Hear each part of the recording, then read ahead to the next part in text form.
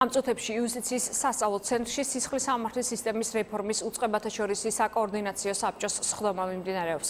სამშაბათ შეხვედრაზე ქართული კანონმდებლობისთვის სრულად ახალ ბრალდებულთა პრობაციის ინსტიტუტის შემოღების შესახებ მსჯელობენ.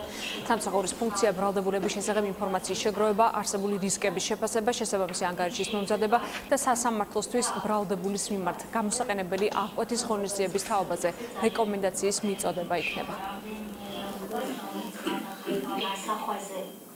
სისხლის სამართლის რეფორმის საბჭოს მე-18 სხდომა, სადაც განვიხილავთ იმ ცვლილებებს, რომელიც ძალიან მალე აისახება საქართველოს კანონმდებლობაში. ახალ მუშაობთ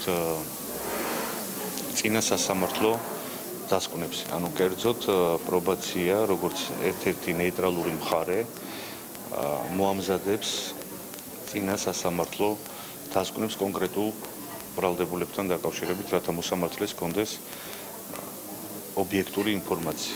ძალიან კარგია, როდესაც პროკურორები გადიან გადამზადებას, მაგრამ ეს არის ხოლმე სპორადული, ამიტომ ჩვენ გვინდა გქონდეს ხედვა ორწლიანი, ანუ საშუალოვადიანი, თუ როგორ უნდა გადამზადდნენ ჩვენი პროკურორები იმისთვის, რომ იყონ უფრო კვალიფიციურები, უფრო მეტი პროფესიონალები და ჰქონდეთ მეტი ცოდნა, მათ შორის ადამიანის უფლებათა ევროპული სასამართლოს პრეცედენტში, როდის შეიძლება წინასწარი პატიმრობის გამოყენება, როდის არა.